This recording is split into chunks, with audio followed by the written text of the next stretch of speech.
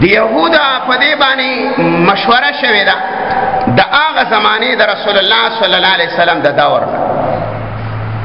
چې تاسو د دیو کم حق پرست خلق دي کو هغه علما دي او کو هغه امیان دي یوازې عالم حق پرست نه بلکې یو سړی ځان ته مسلمان وایي هغه هم حق پرست دی د صحیح دین تابعداري کوي د دیو چې کوم حق پرست خلق دی کو هغه علما دي او کو هغه امیان دي دا خلق د مشرینو نه کټ کوي دیلا عهدې مه ورکوئ نه اهل خلق د دیو مشران کیا چې دی دا مال په داسې ځای کې استعمالوي چې په هغه ځای کې الله خفه کېږي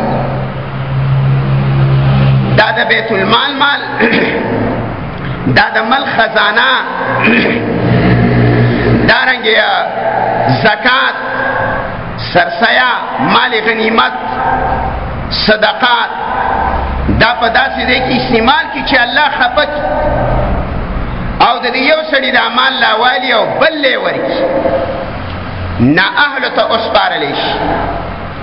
نو تاسو به یو دا کار کوئ دا یهودو لا مشوره وکړه 100 کاله مخکې دا مشوره شوې او دا مشوره د دې اکابرو پلرونو کړې وه د رسول الله صلی الله علیه وسلم په دور کې په هغه زمانه کې هم دی صحابو پسې ګوتې ووالیا چې دا خلک دا په صحیح دین باندې پوهېږي دا په حکمرانان شو یا دی له عهدې ورکړی شو دی دا اسلام په صحیح طریقه د خلکو ته ښیي او د اسلام په لاره باندې دا خلک صحیح روانوي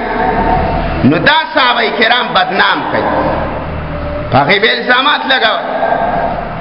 په هغه دور کې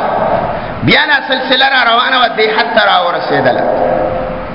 د مسلمان صحیح حق پرسته مؤمنان دا بدنام شو